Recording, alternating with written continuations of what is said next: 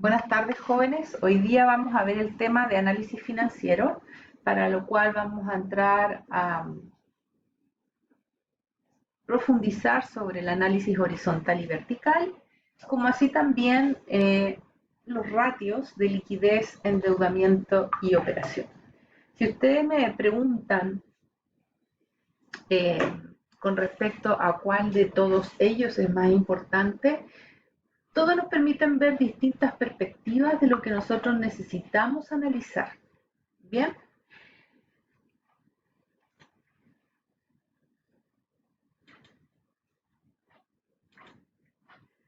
bien. Vamos primero con el análisis horizontal. Cuando tú hablas de un horizonte, ¿cierto? Es porque es una línea horizontal. Es como cuando vemos la puesta de sol y se está escondiendo el sol, ¿cierto? Aquí lo mismo vamos a hacer, pero con los números. Y para eso trabajamos con estado de resultados y balances generales. Los análisis tienen que ser de forma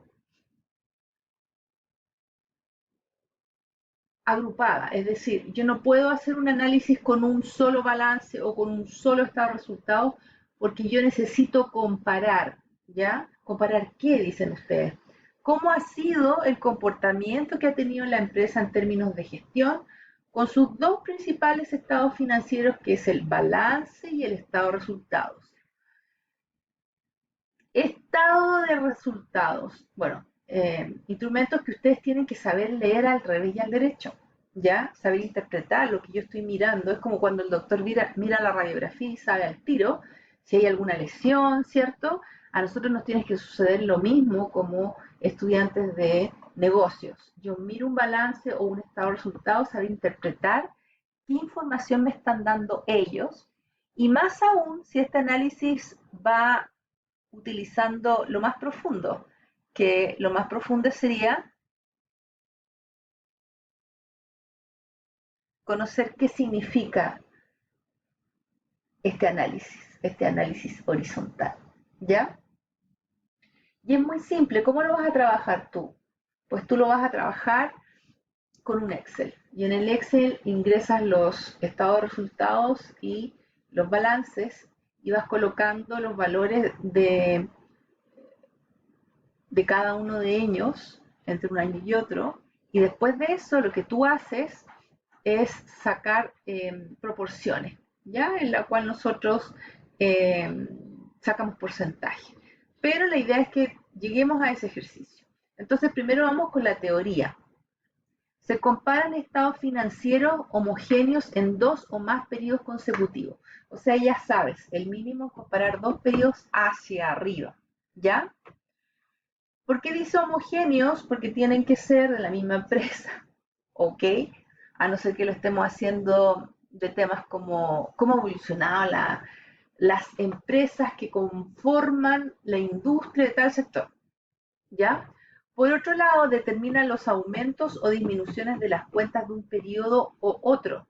Claro, aquí podemos ver gestión, si lo ha hecho bien, si han aumentado las deudas de corto plazo o han disminuido, ¿cierto? O en el estado de resultados, cómo se han ido comportando las ventas.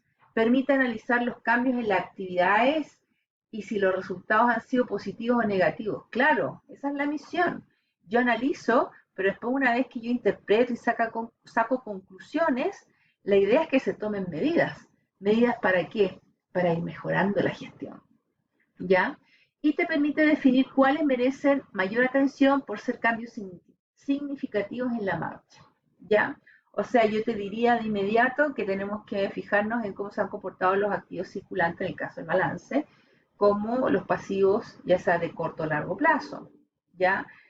No nos puede ser indiferente, por ejemplo, en el estado de resultados, cómo se han comportado los costos de producción, eh, el nivel de ventas entre un periodo y otro, y también los gastos, ¿ya? ¿Cómo han sido estos, por ejemplo, ahora que estamos con pleno proceso inflacionario, que espero que no lleguemos a recesión? Recesión es cuando tú ves que hay inflación, pero más encima los niveles de producción eh, disminuyen o se paralizan. Ese es el peor escenario, ¿ya? ¿Y qué vamos a hacer en el análisis vertical? Bueno, vertical, todo lo contrario, una línea vertical. ¿Qué significa? Que miramos hacia abajo, ¿ya?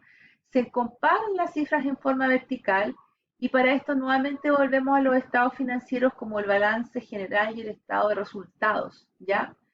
Entonces, determina la composición porcentual de cada cuenta del activo, del pasivo, del patrimonio, siempre tomando como base, en el caso de los activos, el activo total, ¿ya? Y el porcentaje que representa cada elemento del estado de resultado. En la columna de los pasivos, ¿cierto? Pasivo total. Y en el caso del estado de resultado, la base va a ser las ventas. O sea, todo lo tengo que dividir por las ventas netas, ¿ya? Pero como digo, vamos a entrar a hacer ejercicios para que a ti te quede más claro. Conceptos importantes que tú tienes que tener bien clara la diferencia entre uno y otro, porque este es un ramo que si tú lo aprendes de memoria, la verdad es que no sirve. Este es un ramo en que tú tienes que aprender a evaluar, a analizar, sacar conclusiones, ¿ya? Y este es un ramo importante dentro de tu carrera, porque usted siempre se va a encontrar con números, con temas de finanzas, ¿ya? Y aunque no se especialice en ello, tiene que saber nociones básicas.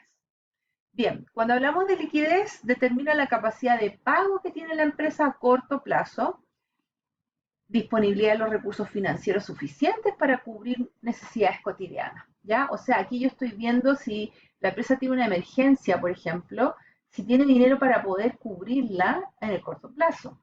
Cualquier eventualidad, así como ocurre en la vida real de las familias. Se me accidentó un hijo, ¿tengo dinero para llevarlo a la urgencia? Lo tienen que intervenir. ¿Tengo dinero para la operación? Bueno, lo mismo pasa con las empresas. Y una empresa que no tenga liquidez es peligroso, ¿ya? Porque no podemos estar trabajando todo a largo plazo, ¿bien? Y por eso que todo va de la mano. Por ejemplo, cuando yo veo los ratios de operación o de liquidez, me permite ver cómo estoy haciendo yo la gestión en el corto plazo, ¿ya? Ya, yo quiero ser una empresa que le dé facilidad a los clientes, perfecto. Da las facilidades en las formas de pago, pero el dinero que entra a tu empresa lo hace dentro de los plazos que tú necesitas, porque tú como empresa también vas a tener obligaciones. ¿Con quién? Con tus proveedores. O si pediste un préstamo, tengo que pagar la cuota del préstamo. ¿Te das cuenta?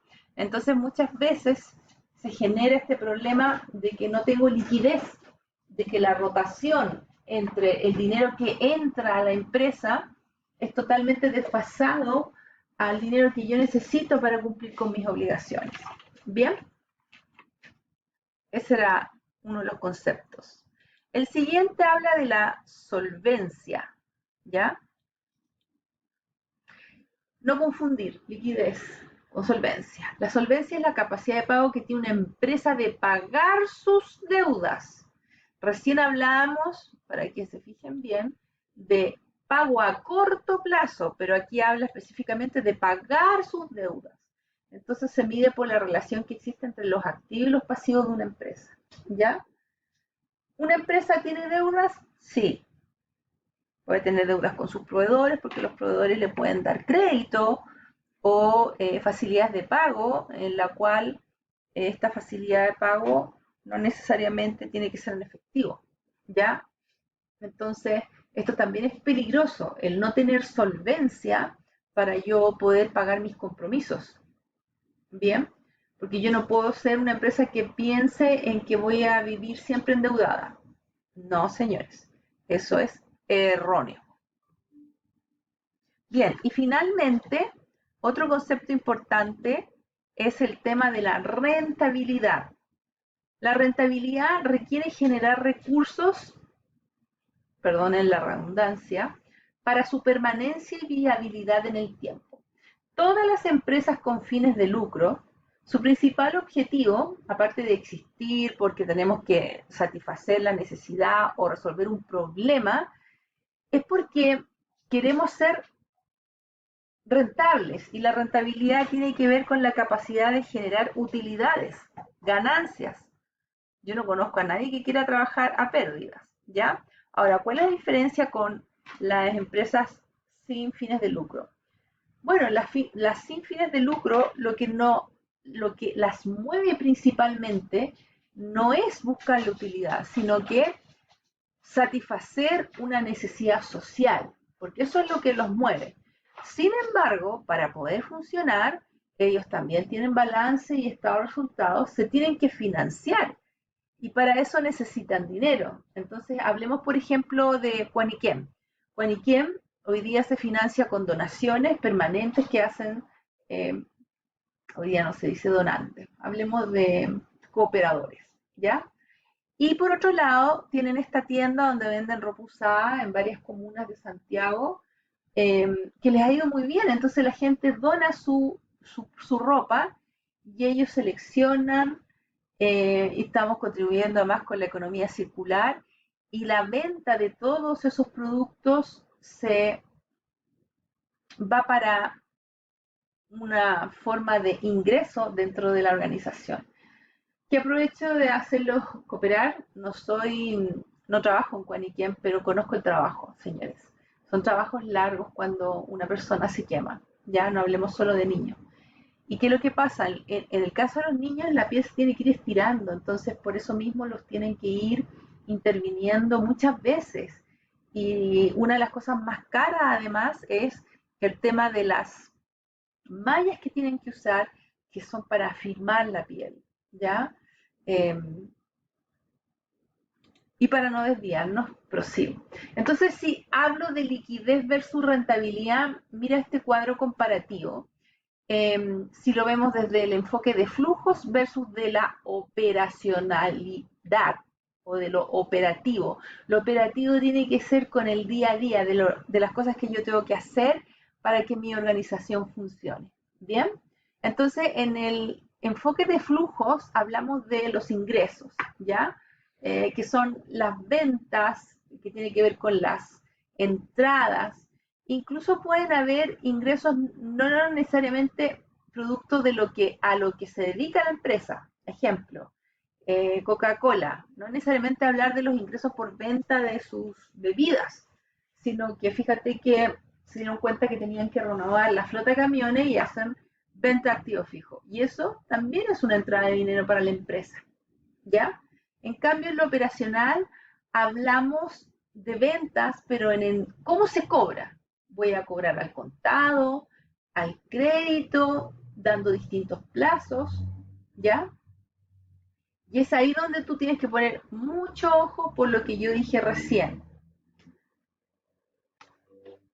No podemos estar descoordinados entre el dinero que entra a la empresa versus con mis obligaciones, ¿ya? En el tema del enfoque de flujos, hablando de los egresos, estamos hablando de las salidas, ¿ya? Todos los gastos son salidas de dinero. Amortización, si es que yo estoy endeudada o la empresa está endeudada. Pago de salarios, pago de impuestos, desembolsos por inversiones. Pero si lo veo desde el punto del enfoque operacional, los costos tienen que ver prácticamente con temas como los costos de fabricación, directo, indirecto, directo, materia prima, mano de obra, costos indirectos, que son independientes a cómo se paguen. Ya un costo indirecto podría ser la depreciación, ¿ya? Y finalmente en el enfoque de flujo, nosotros hablamos de el saldo, el superávit o el déficit, ¿ya? Los resultados pueden ser distintos. Superávit cuando tú sabes que los ingresos son mayores a los egresos. Déficit cuando ocurre todo lo contrario, tus egresos son mayores a tus ingresos. Y saldo cuando llegamos a cero. Pero eso no es el óptimo, ni tampoco el déficit. El óptimo es siempre tratar de moverse en el superávit, ¿ya? Entonces también decirte que en la liquidez hablamos de corto plazo, menos de un año, ¿ya? En el enfoque operacional cambian los conceptos, hablamos de resultado cuando llegamos a cero, utilidad cuando hay excedentes, es decir, mis ingresos son mayores a mis costos, ¿cierto? Y pérdida cuando los resultados son negativos, es decir, los costos son mayores a mis ingresos. Aquí hablamos de largo plazo.